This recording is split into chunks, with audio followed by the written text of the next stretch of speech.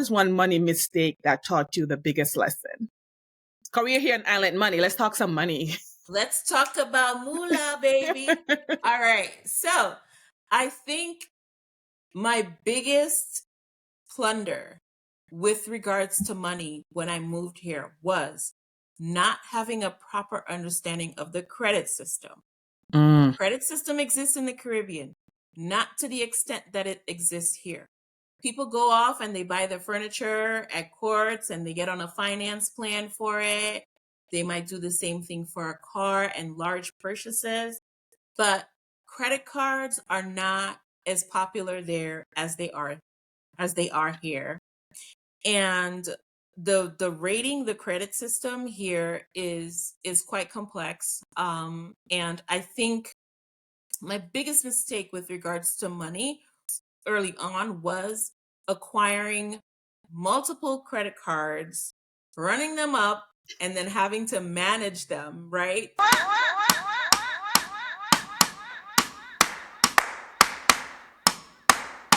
Are you ready for the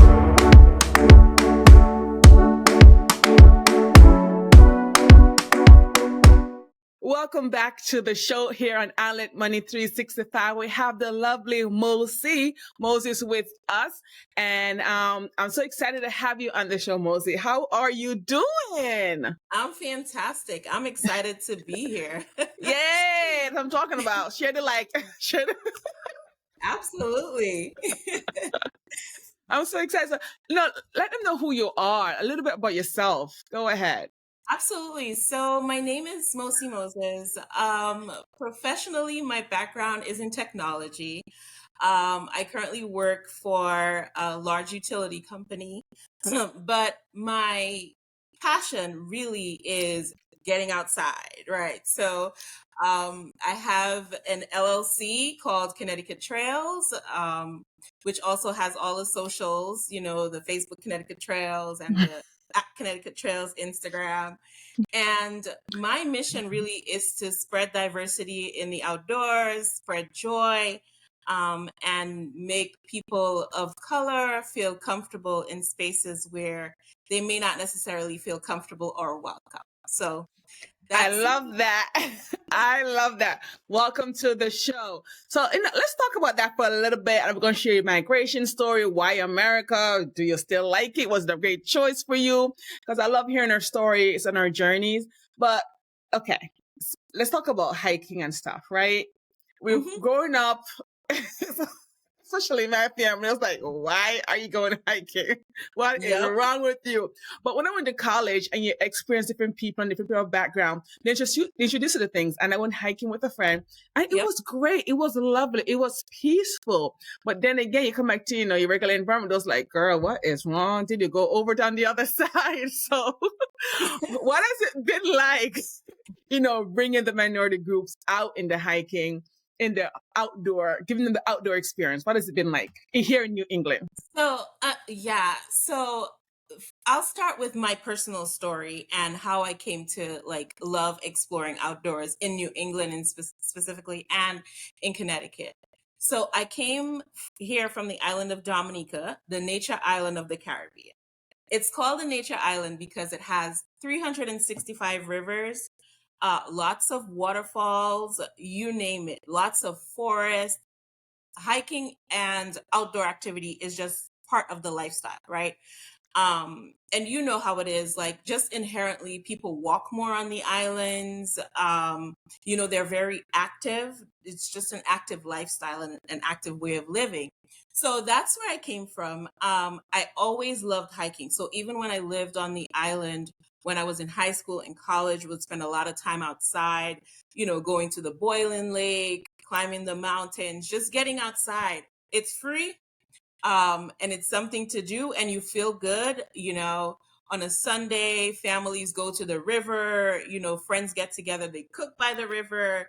So it's just natural and it's just a part of life, right? So this island girl, like about to be 21 years old, migrates here in the heart of the summer. And so it's summertime and it's great. And everything is good. And then slowly the seasons start to change, right? And There's something just kind of nerve-wracking about that. There's a mystery about it, but also there's an apprehension that comes with that. Like with the changing of the seasons, you're like, oh my God, this tree was like green and now it's like orange and red and it's beautiful.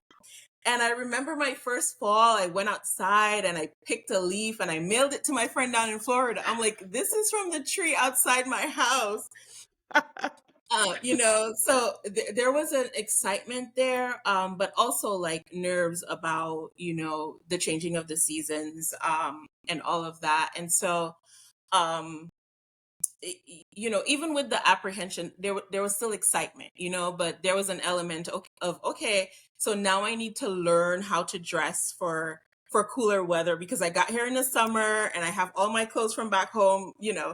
Now, my stepmom has to take me out and buy a jacket and really like teach you how to buy a jacket, right?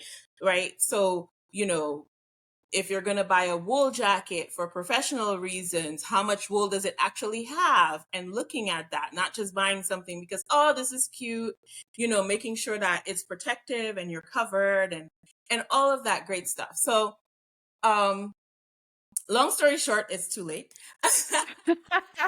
I wanted to do the same things that I did back home, right? So I spent a lot of time outside. So I wanted to do the same thing.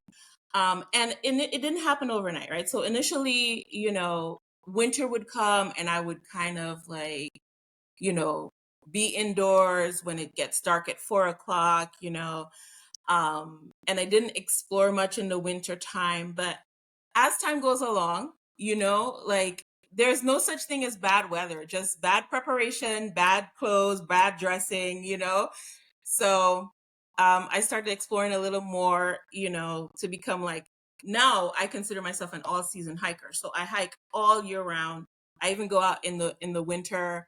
I'll go out in the snow with the right gear, So yeah, that's the hiking Okay, story. Mosi. I don't know. In the winter, I cannot lock down. I'm like, oh, it's You know cold. what? I used to be the same way. And like talk about like getting people of color and people who may have like migrated from the islands or from down south to like go out in the winter time, going out in nature in general, because they're like, oh, even the summertime, it's like, oh, it's so many bugs. I don't want to deal with the bugs. Put on some bug spray. Let's go. No excuses, people. Get out there. Exactly. Exactly. If I can do it, you can do it. Okay, so Moses, so why would you leave Dominica? That Oh, wonderfulness you just spoke about, the rivers and I didn't even know you guys had a heated river. I didn't know you guys have oh yeah, that. we have so there are sulfur, so Dominica is a volcanic island, right?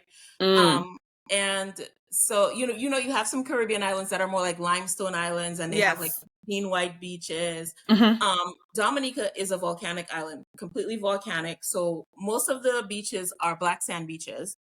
And so because it is a volcanic island, there is still volcanic activity. So you have a lot of sulfur springs and hot springs, similar to the springs that you would experience in like Colorado or somewhere like that.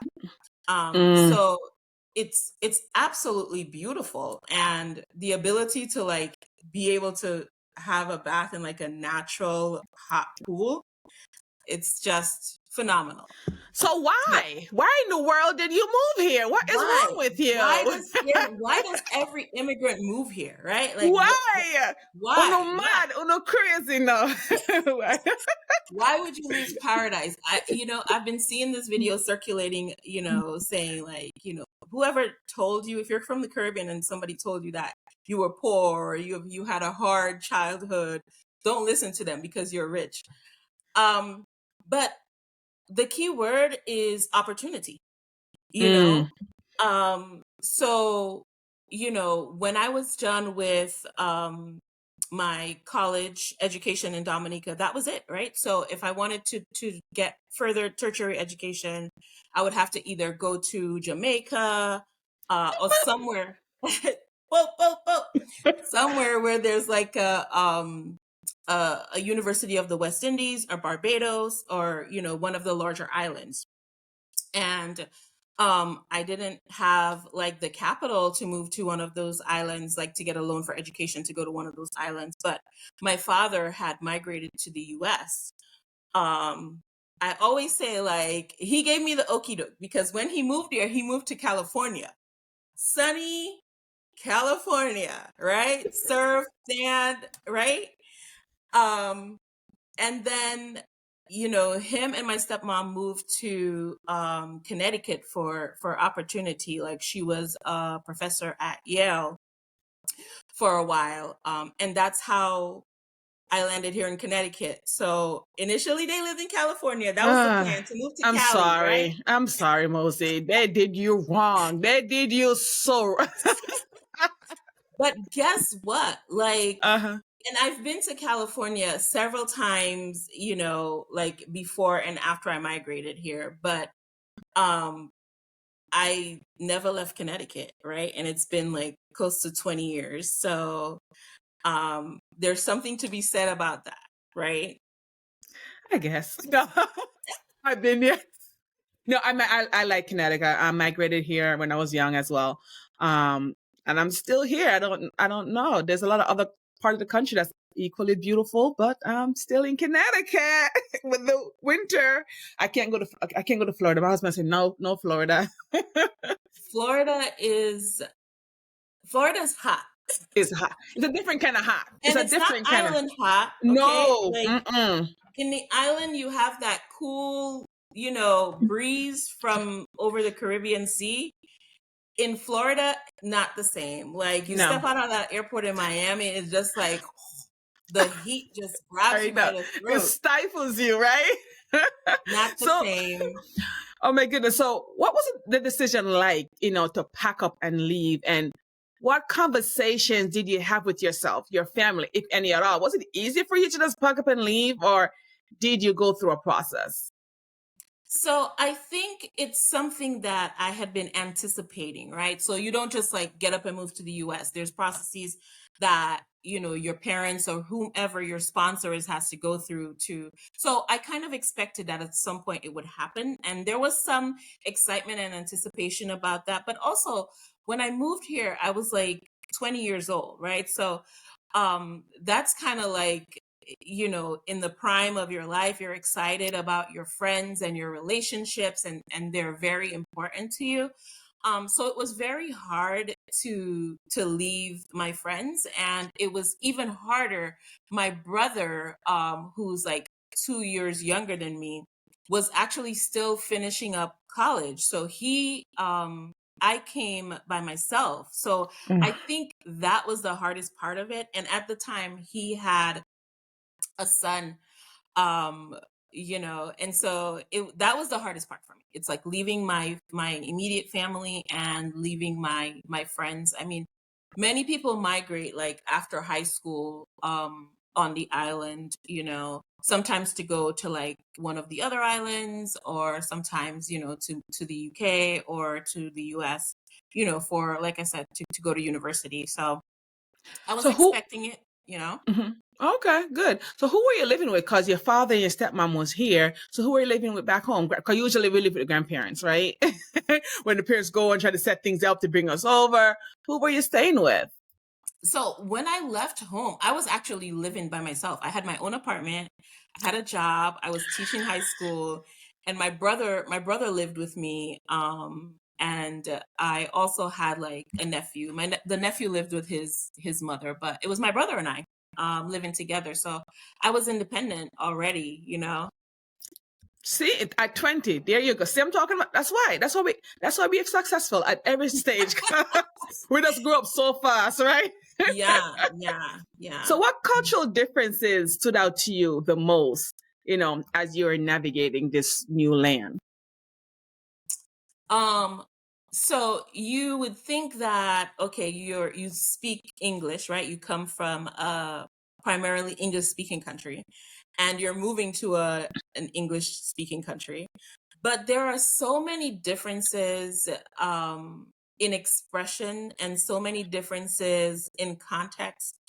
And I'll give you like a very like simple example, right? So when I first migrated here, I would take the bus from like Yeah.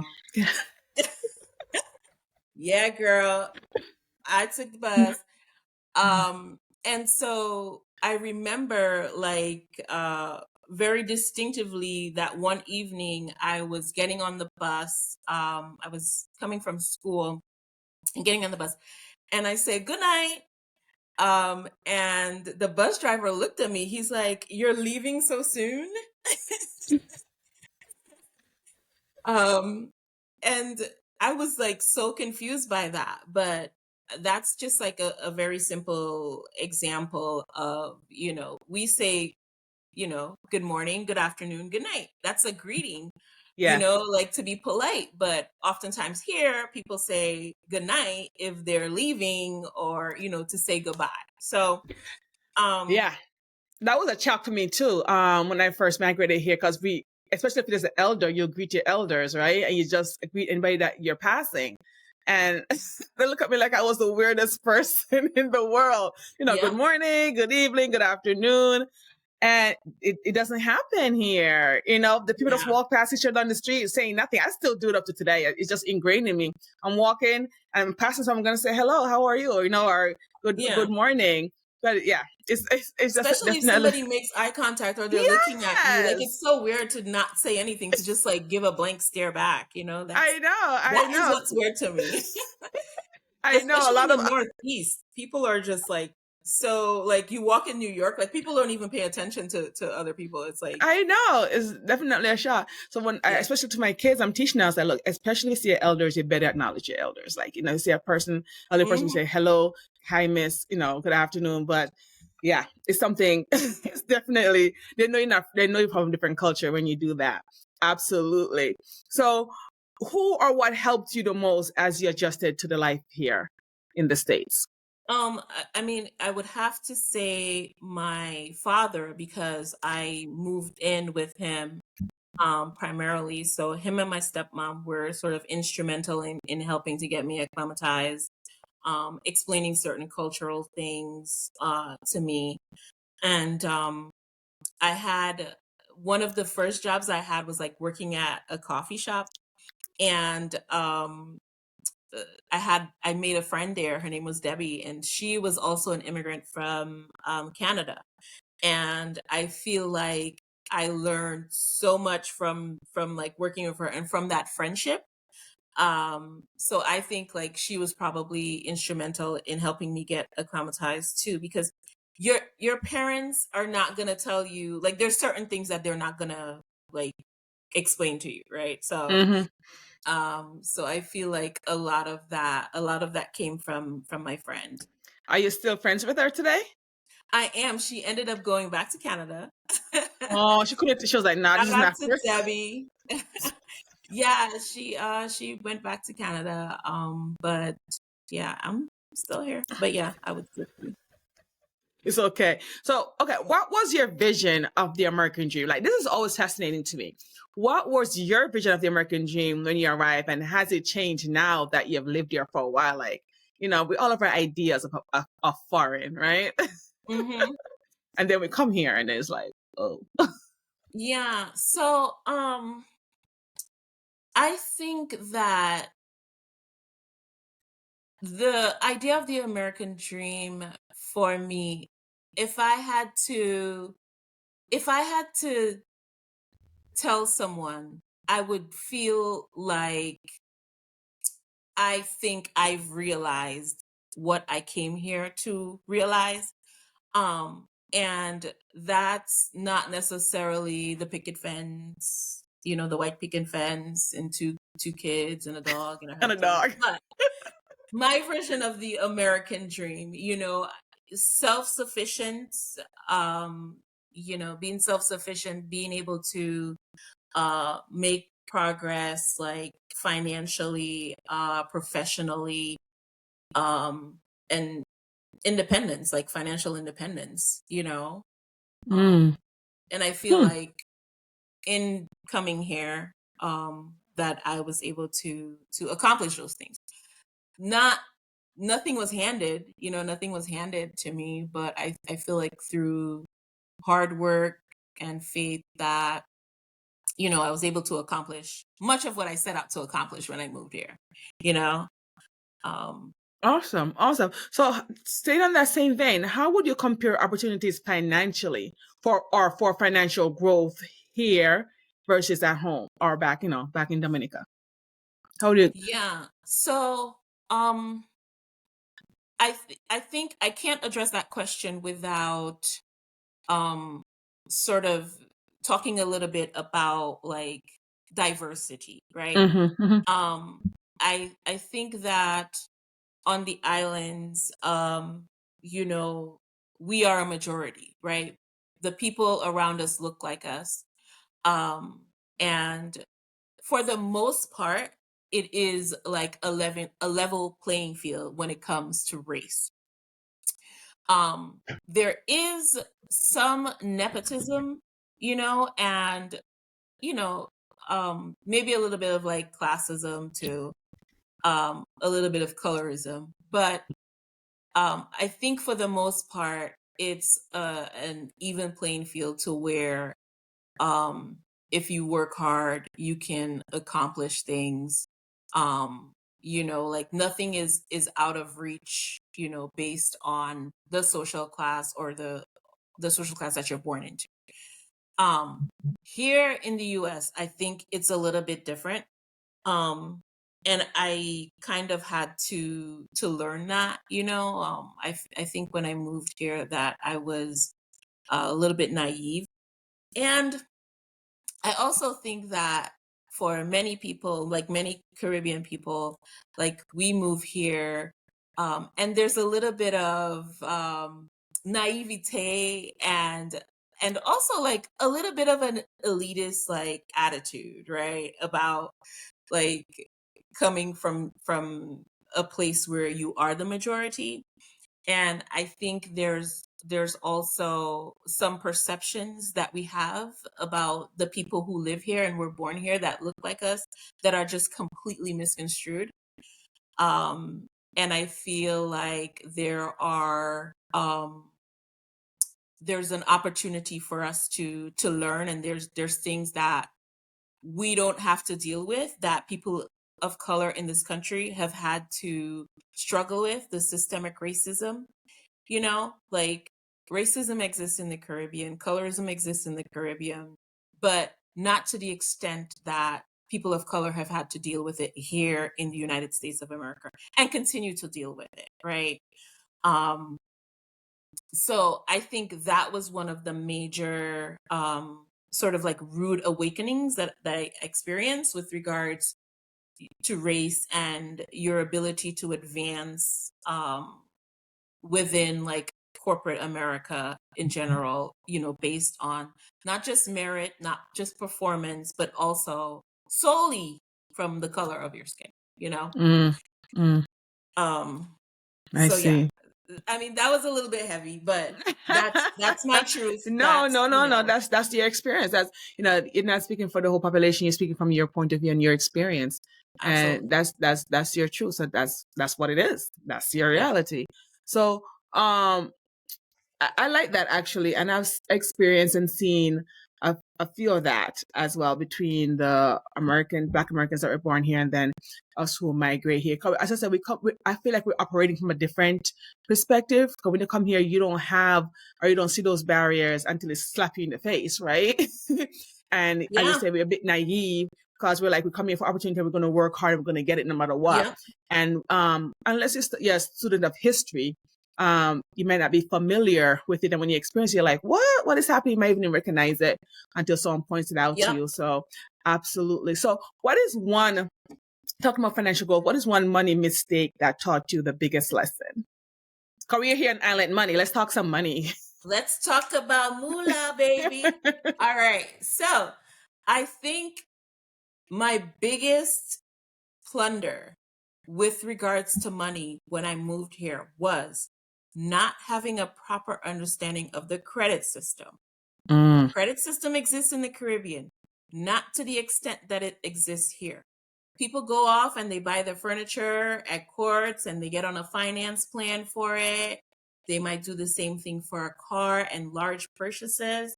but credit cards are not as popular there as they are here.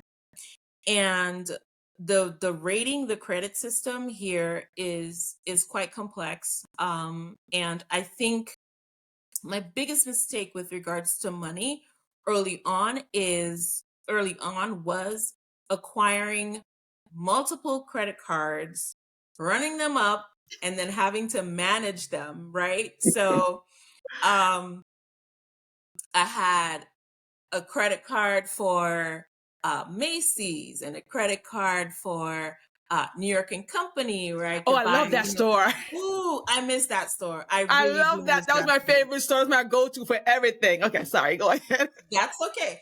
Now I go to Express, but New York and Company was significantly cheaper, right? Mm-hmm.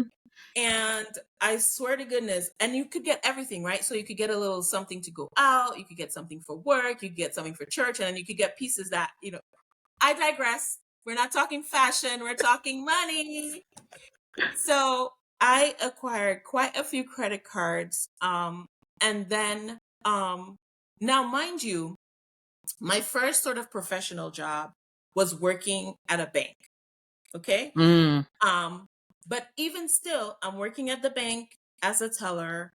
I still don't have like a good understanding of the credit system. So here I am with all of these credit cards. And then I had to stop and say, oh, no, no, no, no, no, no, no. Like, this isn't going to work out. Right. And so this was like, I don't know, 20 years ago. And so I worked with a credit counseling company, paid off those credit cards little by little so that I could build up my credit again.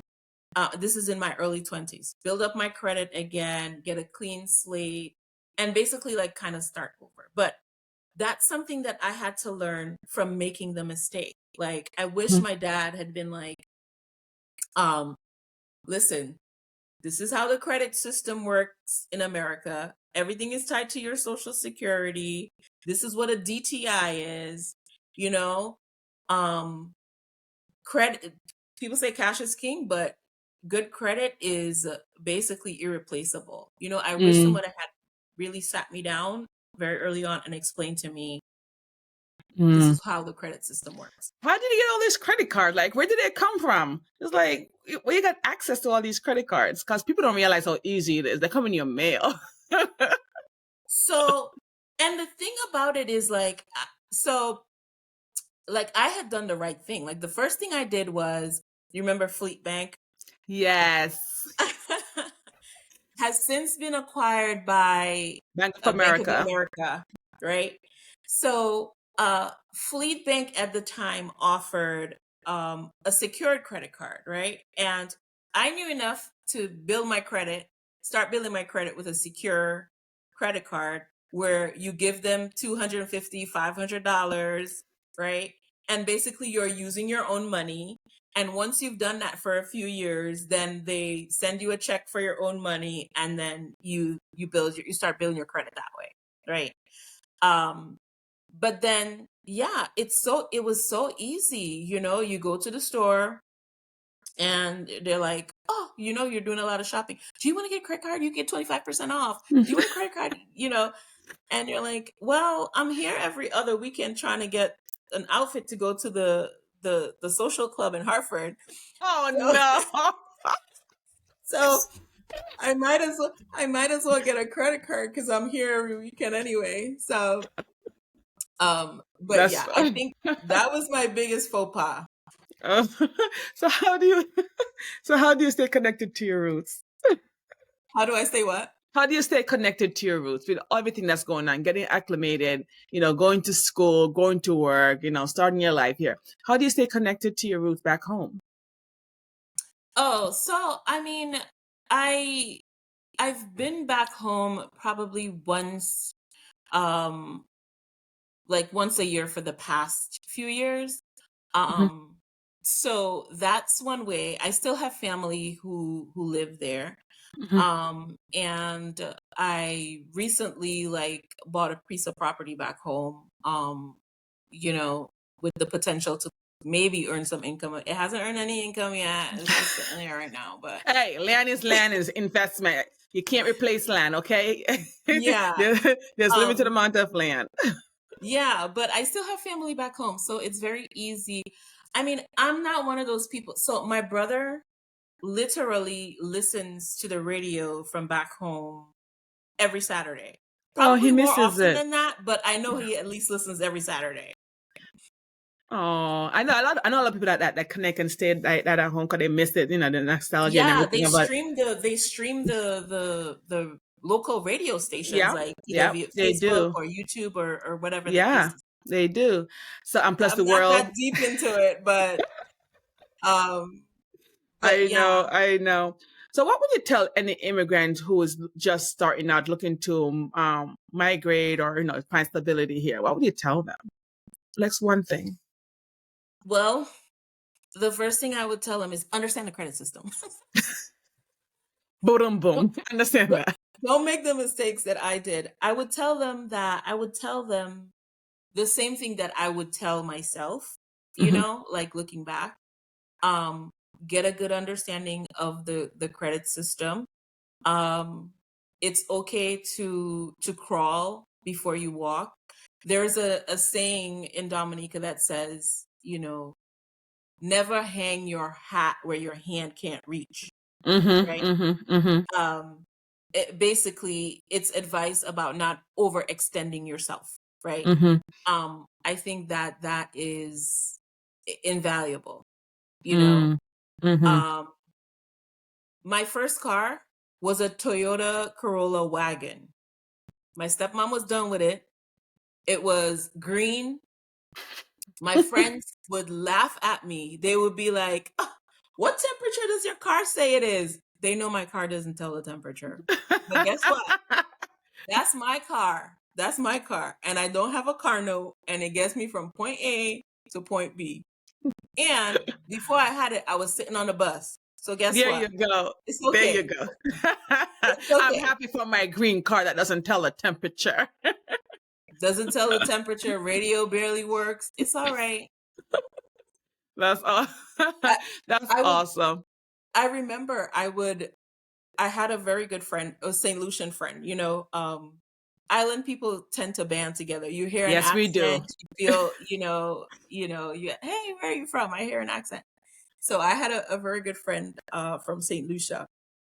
And sometimes when I was working on my bachelor's degree, I was working a full-time job at the bank.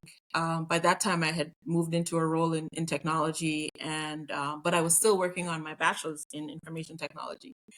And almost every other evening, or at least once a week, I would call her. And when she get that call in the evening, she already knew, you need a jump? She already knew that I needed her to come jump my car. Either I left the lights on or the battery was acting up in the winter.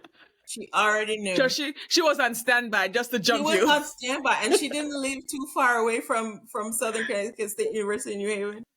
She was like, you need a jump? Those are Ah, great friends. See, as I say, good friends better than pocket money. That's what my mom always tell me. better than pocket coin. Better. Yes, There you go. indeed. There you. That's Indeed. awesome. That's Yeah. awesome. Oh my goodness. I was going to ask you something else, but come to my mind. So you said, don't me forget.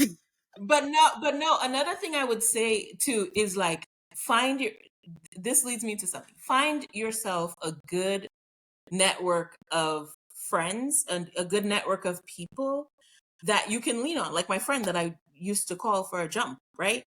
Um and they don't necessarily have to look or sound like you, Mm, like naturally we gravitate towards people who look like us, who sound like us. There's a familiarity that we're looking for in this foreign place mhm, that causes us to, like, don't be afraid to venture outside of your culture to make friends. mhm, One of my greatest mentors was a Canadian woman who I worked for. She gave me my very first job in technology. And she is still my mentor today. She just retired. She was at my wedding. Like, like she became like, she started off as my boss and she became a mentor, she became a friend, now she's family. You know what I mean? Um, Absolutely. Totally agree. I love that. I love that. So yeah. tell me a little bit about city shows as we know, as we get in there, where people, I know you spoke about it in the beginning, but where Mhm. can people come and find you and what they can expect to get from this experience, this outdoor experience? So, if you're interested in learning more about Connecticut trails, you can go to www.ct-trails.com. And it'll tell you a little bit about, my story and just my views on hiking and, adventure is a lifestyle is what I always say, right? Adventure is a lifestyle. Um, so my website sort of displays that, and it has a blog on it that has information about various trails, some trails that are suitable for children, and just like classic trails around Connecticut. I also offer group travel. So I have a trip that is leaving in about 23 days, but who's counting? And we're gonna go explore Egypt. Oh my Um, goodness. That sounds yeah, like so fun. yeah, that's gonna be a lot of fun. So not only do I explore with people around Connecticut, but I do offer like small international group trips, and Egypt is an example of that. Now, Yay! I'll be on a camel. Um, but um, back to Connecticut trails. I offer, like same thing, like small group hikes. Sometimes I collaborate with others to offer like a yoga and a hike, or a hike and a workout routine. Um, just this past Sunday, I hosted a ladies hike. It was called Power on Peaks, and it was a group of women, and we climbed up Mount Tom. Hmm. And then one of the ladies who were there, she's an entrepreneur, and she just opened up a soul line dance studio.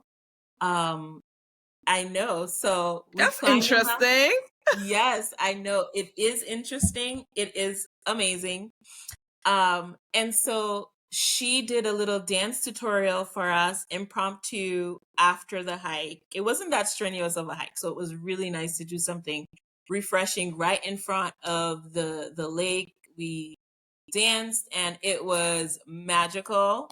Oh, Um, yeah, so I offer group hikes. Sometimes they're themed like that, where I'll say, "Oh, this is a ladies' hike," or sometimes it's open to any and everyone. Typically, it's open to any and everyone who is willing to come and get outside and touch grass, and you know. walk barefoot. Walk. No, you have to walk barefoot.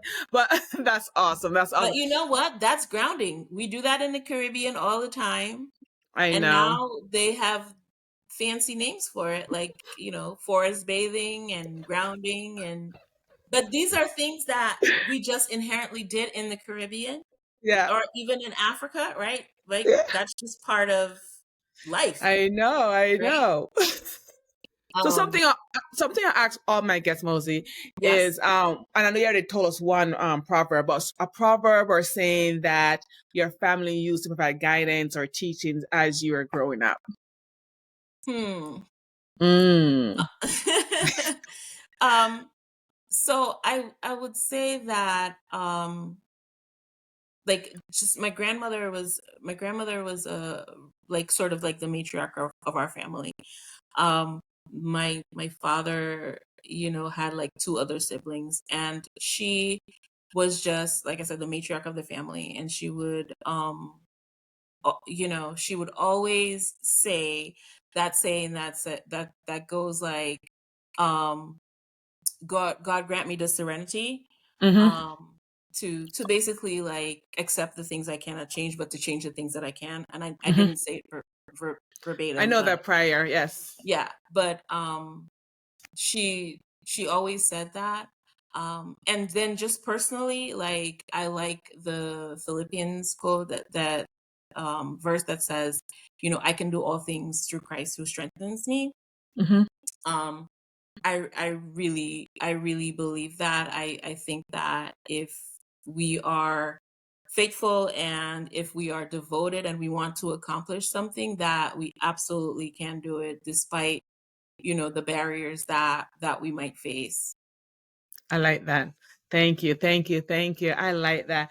I'm so happy that you blessed us with your presence on our Absolutely. show. Had a great time, and I'm going to get out there with you. I promise. I mean, I stalk in Instagram anyway. I'm like, oh, that's so lovely. I'm Let's like, get that's on the trail. I'm gonna hold you to that. I haven't, yes. I haven't this year for the first time I actually developed a schedule for the summertime. I'm like, we're going out on these days and this is where we're going. And that sort of forced me to commit to actually getting out there, inviting people and making it happen. Like if I like trickle them out like a month in advance, one at a time, then I could change my mind. But if I put a schedule out there, then people have saved that schedule, they've shared it with others, then I'm committed, right? There you go. Um, You said it. Therefore, you have to do it. Accountability. exactly, Well, exactly. I'm very proud of all the work that you're doing. I'm amazed at everything you're doing. And I'm just saying, job well done. You're doing great things out there, especially in this area, along with other things in your life, I'm sure. But I actually love your work and everything that you're doing with the community. So I'm happy you're here. That is a mutual feeling because I am following you on Instagram and I am taking in all the details with regards to my finances, all the tips and tricks. So it's mutual. Oh, thank you. Thank you. Yes. Keep doing the work.